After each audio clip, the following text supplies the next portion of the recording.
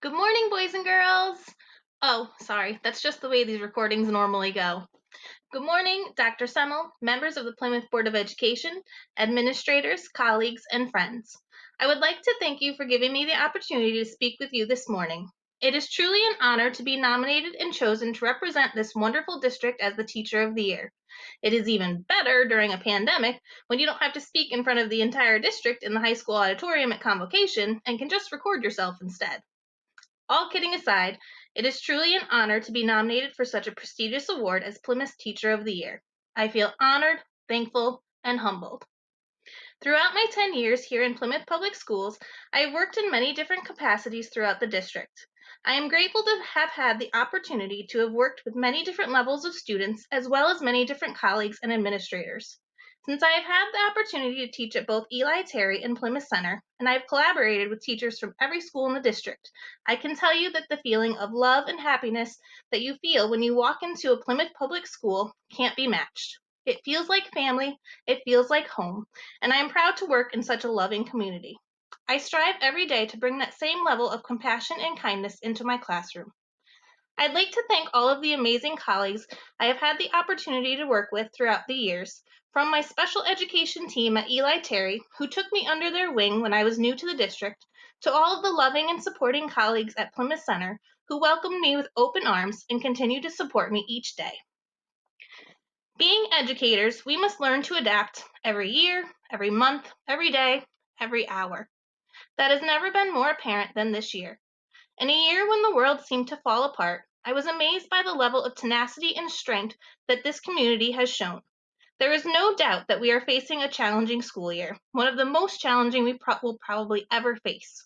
It is in times like these that I find myself reflecting on all of the important reasons why I became a teacher in the first place.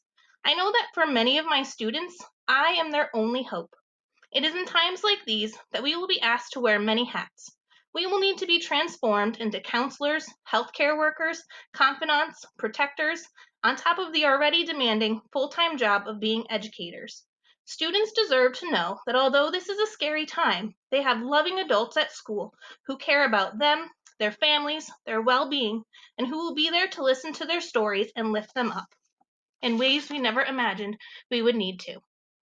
We need to depend on each other this year because none of us can be truly effective in isolation. And most importantly, we need to laugh and remember that this new normal will not last forever. There is light at the end of the tunnel, and we will persevere. I don't know about you, but I have been on a roller coaster of emotions this summer. This was very cleverly summarized in a slideshow on Board Teachers called The 16 Stages of Emotions Over Schools Reopening, as explained by TikTok teachers. I would like to share these stages with you now, and yes, I can say that I've experienced most of these, if not all of these, myself. Stage 1. I wonder why admin is contacting teachers about reopening during the first weeks of summer. Be poppin', heard you get it poppin'. Why you so obsessed with me? Stage 2. Is this really happening already?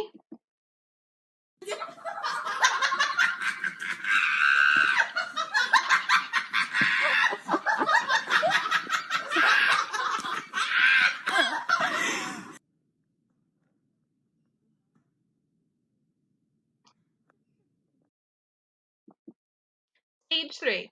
Oh my god, it's already July and I haven't started any plans for the fall. Hey, yeah, yeah. Hey, yeah, yeah. I said, hey, what's going on? Stage 4.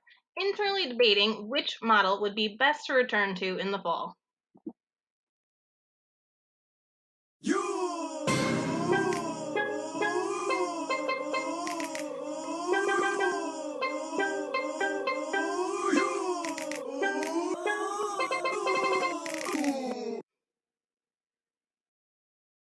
Stage 5.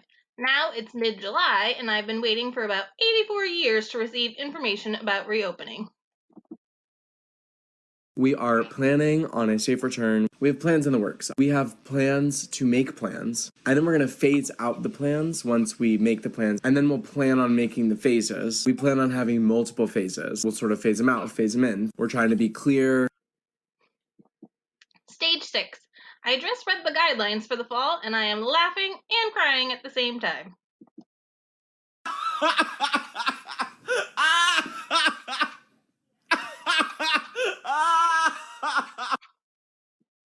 Stage 7. I can't do this. You know what? I can't do this. I can't do this. I can't do this. I can't do this. I can't do this. I can't. I can't.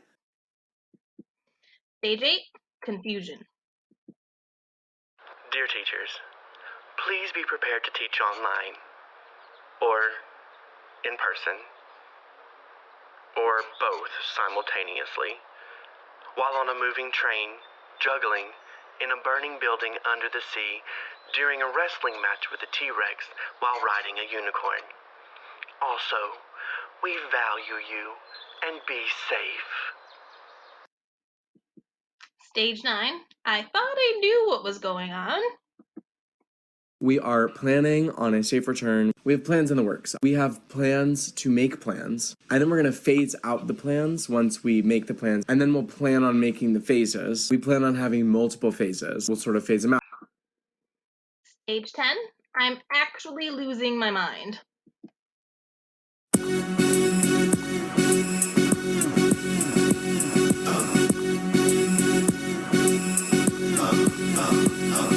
Y'all gonna make me lose my mind up in here.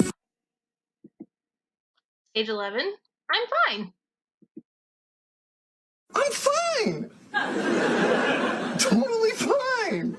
I don't know why it's coming out all loud and squeaky, because really, I'm fine. Stage 12. Creating a summer soundtrack that answers all the questions non-teachers keep asking me.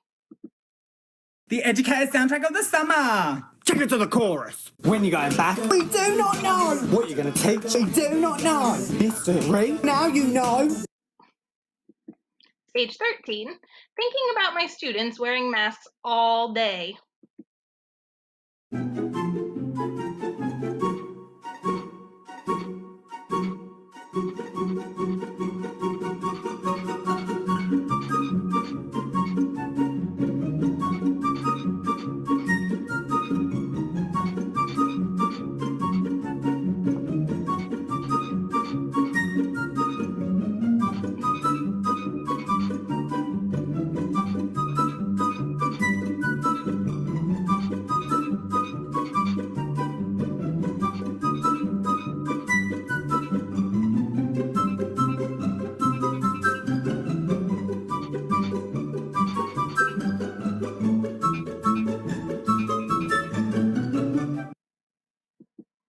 Stage 14. Realizing I don't know how to teach in person anymore anyway.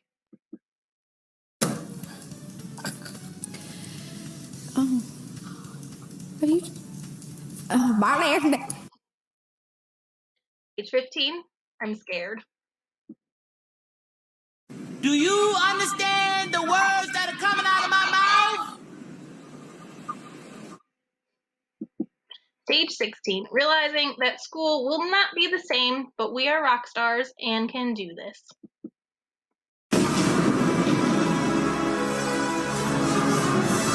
Confronting fear is the destiny of a Jedi.